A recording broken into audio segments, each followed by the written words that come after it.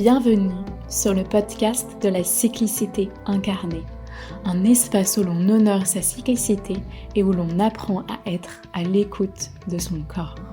Je suis Elina, votre hôte pour ce podcast, et je vous invite pour chaque épisode à plonger ensemble au cœur de nos rythmes intérieurs, à la rencontre de notre corps féminin et ses fondements, afin d'honorer notre nature de femme cyclique et d'incarner notre véritable essence.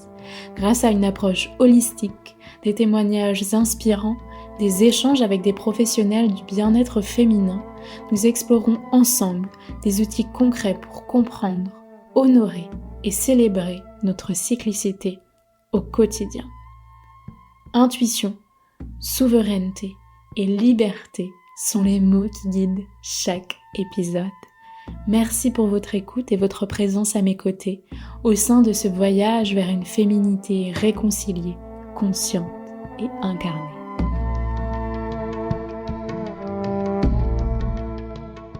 L'hiver est une période qui confronte, parce que face au repos, face à l'éloignement de l'agitation extérieure, lorsque l'on fait le choix de se l'offrir, on part à la rencontre de nos profondeurs. On donne voix aux peurs, aux questionnements, aux vérités, déstabilisants, inhabituels, conflictuels et majestueux. Majestueux d'oser aller à contre-courant. Majestueux d'avoir le courage de s'offrir des moments pour faire le bilan. Majestueux d'écouter sa petite voix intérieure et de lui faire confiance.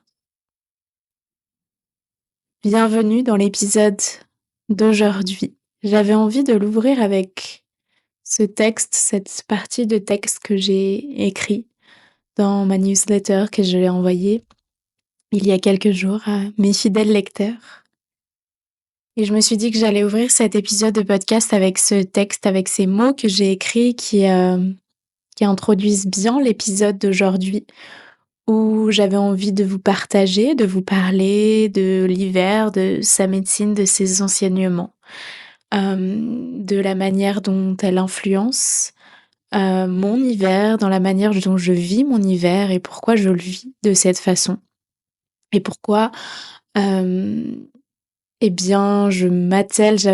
tellement d'importance aussi à vivre avec les saisons et simplement comprendre la magie, la médecine de chaque saison pour pouvoir mieux l'intégrer, mieux l'incarner et ainsi aussi le ramener au cycle menstruel et en quoi cette période de l'hiver qui correspond à la phase de nos menstruations sont si corrélées dans leur qualité. Vous le verrez à la suite de l'épisode. J'espère que vous allez bien. Depuis le dernier épisode, je vous ai enregistré cette petite guidance pour aller faire le bilan 2024.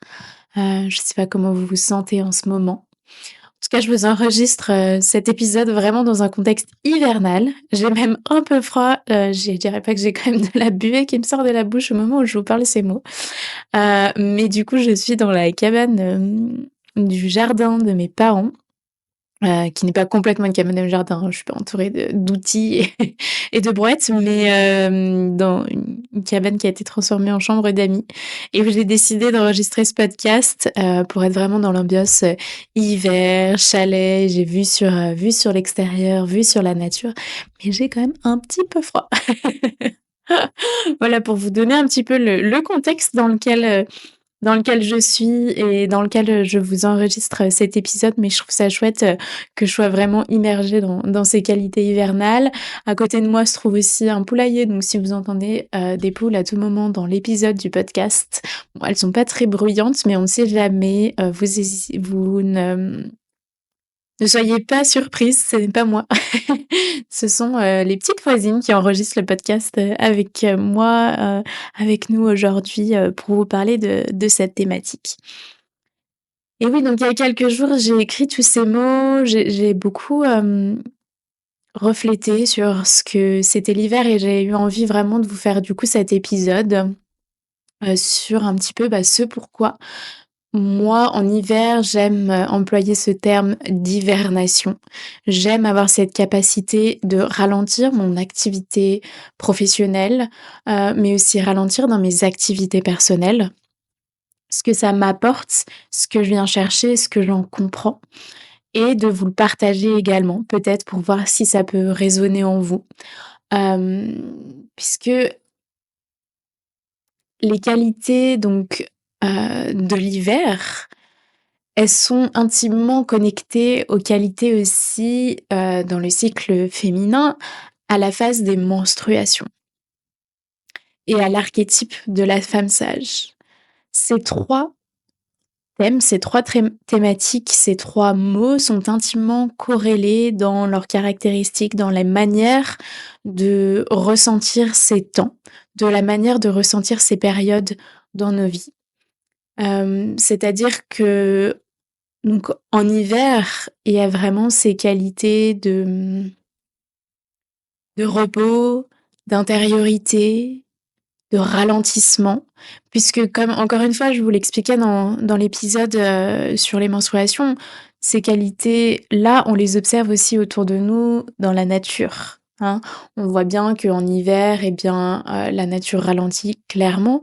Elle n'est pas dans une phase d'expansion, dans une phase de sortir de terre, dans une phase de célébration, d'apogée, mais elle est vraiment dans sa phase d'intérieur. Plus grand chose pousse ou pousse très, très lentement. La terre est froide, la terre est dure d'ailleurs. Voilà, dans certaines régions, il y a la neige qui tombe. Clairement, tout est un peu en stand-by. Il y a rien qui évolue parce que c'est ce moment précis aussi où la terre, où la nature se régénère et c'est pour ça que pour moi, vraiment me donner cette opportunité à la saison hivernale est important pour me permettre de régénérer ma terre intérieure comme la nature régénère sa terre. Parce que si moi je ne me donne pas ces capacités en fait, à un moment donné, de ralentir, de faire une pause, heu, d'être plus dans un monde introspectif, j'arrive à un moment où je m'épuise et où par exemple aussi mes idées créatives elles naissent plus ou elles sont plus autant en alignement avec ce que j'ai envie de transmettre. Dans mes énergies, dans mes capacités physiques, je peux le ressentir aussi.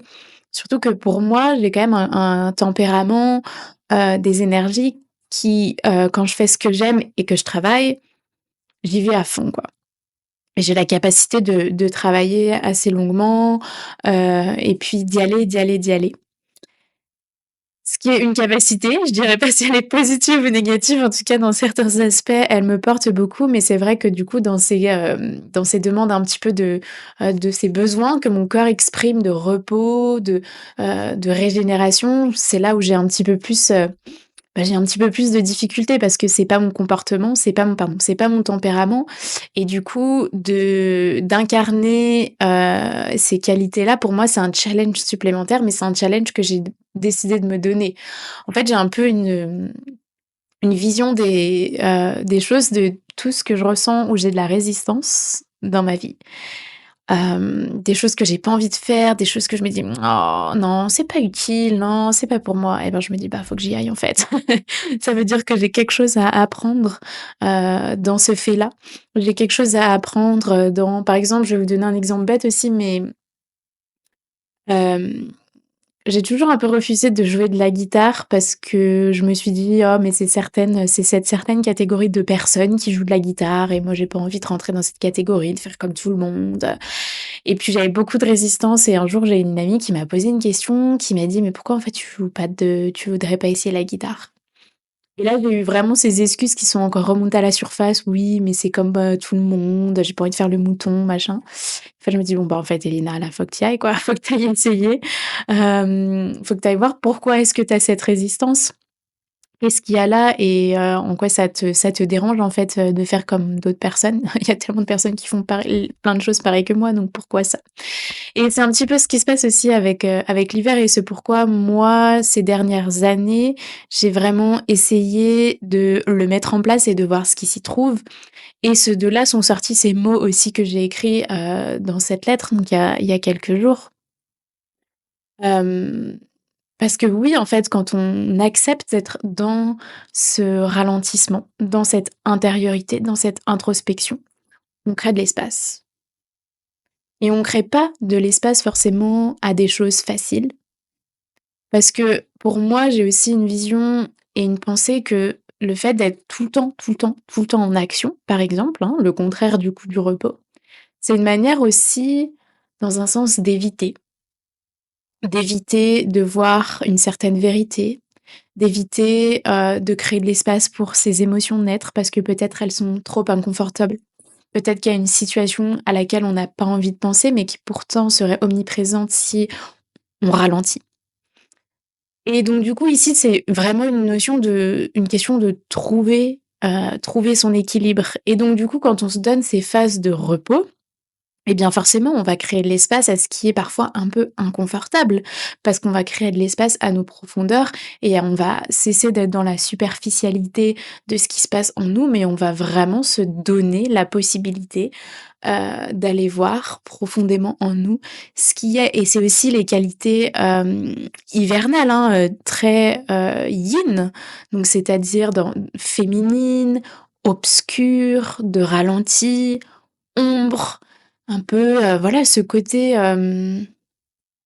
ces choses-là qui sont peut-être un petit peu moins légères, mais qui font tout autant partie de nous et que si l'on a envie, aussi en soi d'évoluer, de comprendre notre fonctionnement, ce sont des parts en soi que l'on a besoin, de rencontrer dans un sens. Mais ici, voilà, c'est vraiment cette question d'équilibre et que moi je suis toujours en train d'essayer de trouver, hein, dans mon quotidien, dans ma saison hivernale entre trop être, justement, peut-être, dans le ralentissement, le repos, où des fois ça me fait renaître des anxiétés et à la fois observer ces anxiétés, voir d'où elles viennent. Des anxiétés qui parfois je pensais que j'avais travaillé dessus et qu'elles n'étaient plus présentes, mais qu'en fait elles sont toujours, présentes. Et donc, relié au cycle féminin, c'est une phase qui est donc en lien avec nos menstruations. Et du coup, pour celles qui ont déjà écouté l'épisode sur les menstruations et sur ce qui se passe énergétiquement, émotionnellement et physiologiquement pendant cette phase, c'est exactement ça en fait. C'est se donner le temps à notre corps d'avoir ce temps de mort, entre guillemets, de laisser couler les règles, de laisser couler les substances, de ce temps de purification, de ce temps de se nettoyer pour accueillir le renouveau. Et c'est un temps, voilà, où on n'a pas beaucoup, où notre énergie, elle est moins élevée, où socialement, et bien du fait des fluctuations de nos hormones, on a moins envie d'aller vers l'extérieur, on a moins envie d'aller à la rencontre, faire des nouvelles choses.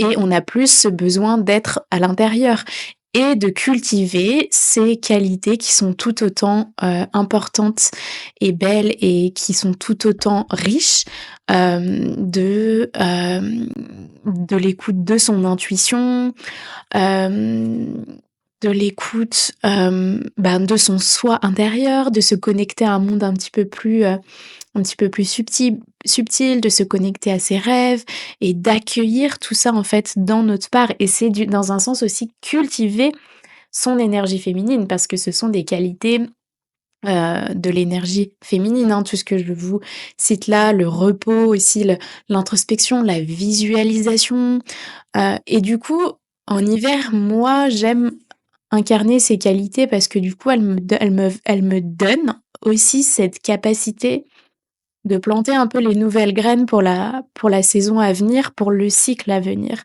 C'est pour ça que des fois j'ai un petit peu du mal, c'est ce que j'écrivais, aussi dans ma lettre avec le fait de déposer des intentions au 1er janvier. Moi naturellement ça vient pas en fait.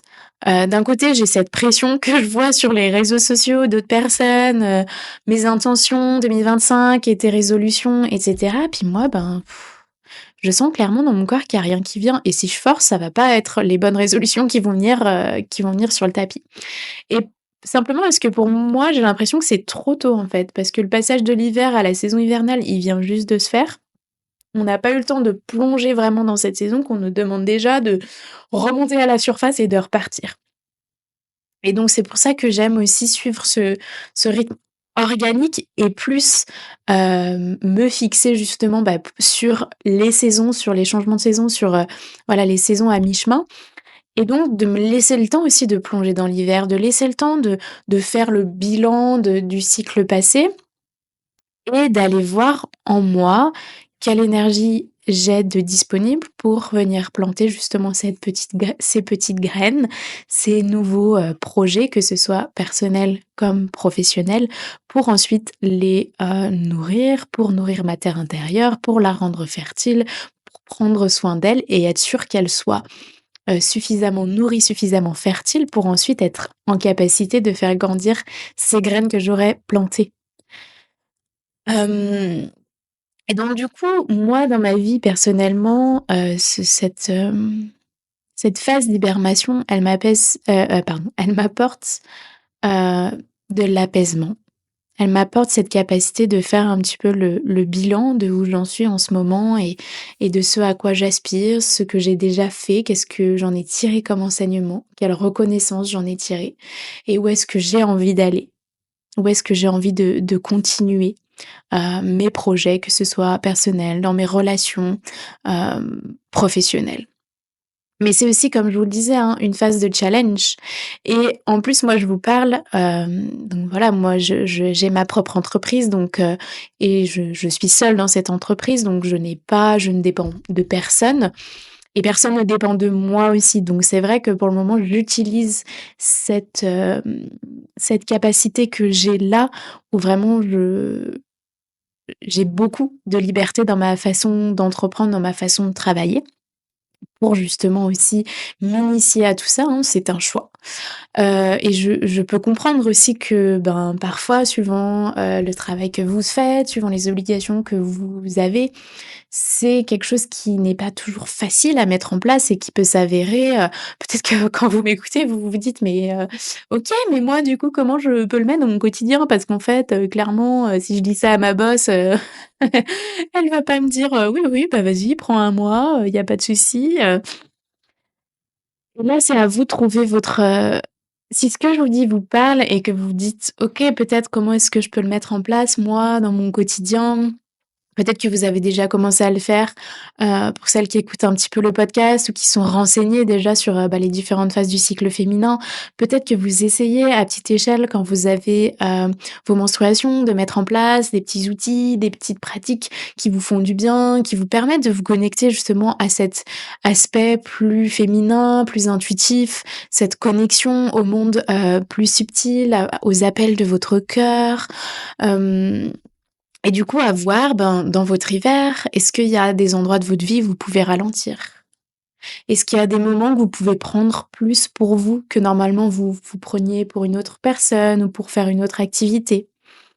Est-ce que peut-être vous pouvez vous tourner en termes de pratiques vers des pratiques qui sont plus douces, plus intérieures?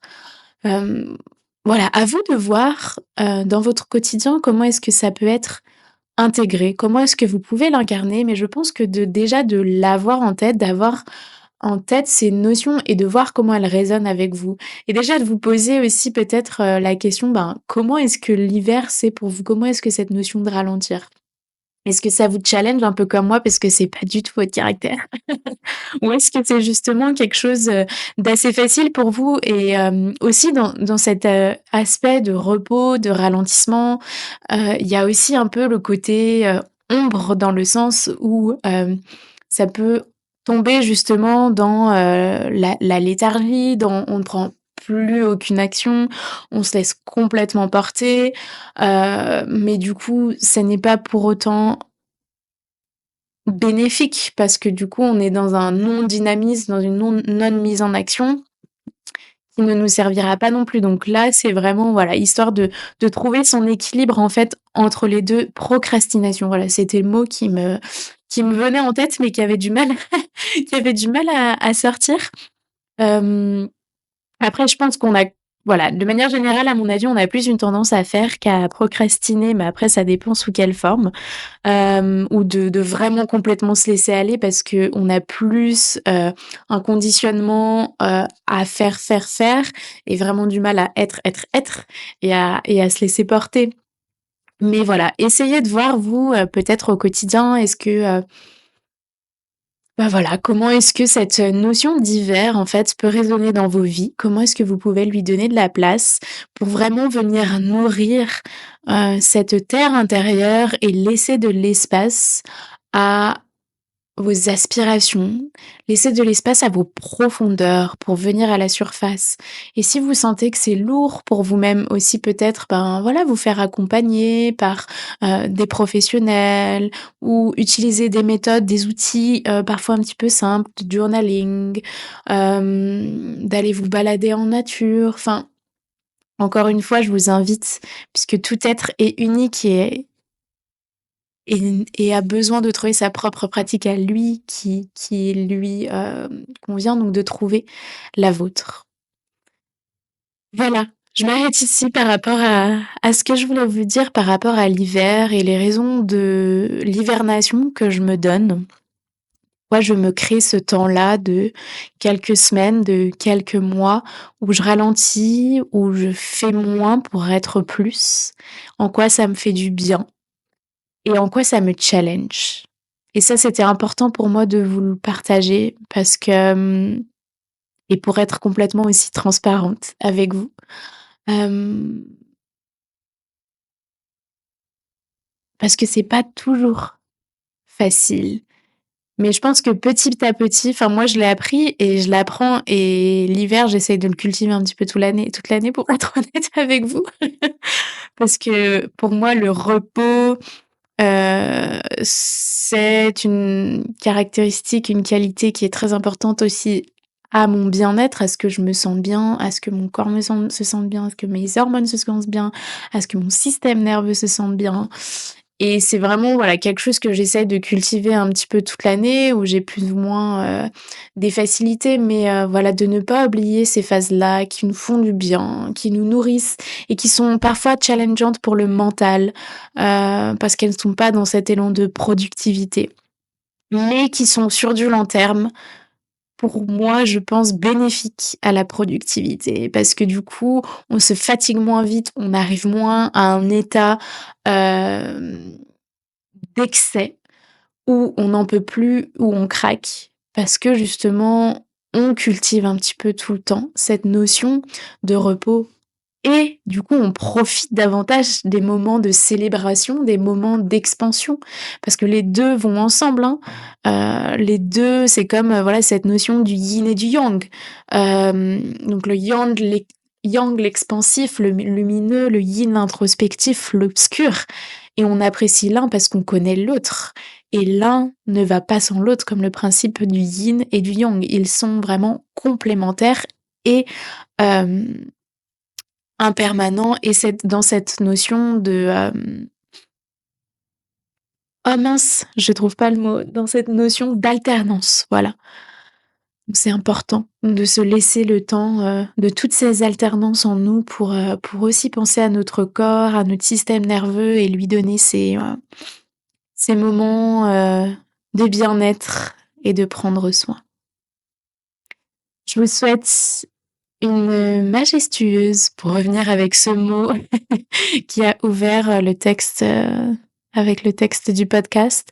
Je vous souhaite une majestueuse journée, soirée, semaine, une majestueuse période d'hiver et n'hésitez pas à, me partager quels sont vos challenges, vous, dans l'hiver et dans ce que je viens de vous partager. N'hésitez pas non plus à partager ce podcast sur vos réseaux sociaux si cet épisode vous a plu, à le partager à vos proches si vous pensez qu'il pourrait en inspirer d'autres et faire du bien à d'autres personnes.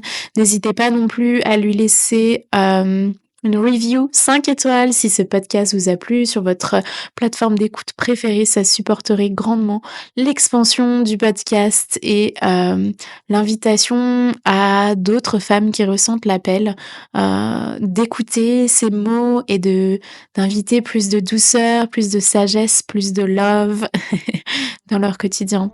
Je vous embrasse bien fort et à tout bientôt.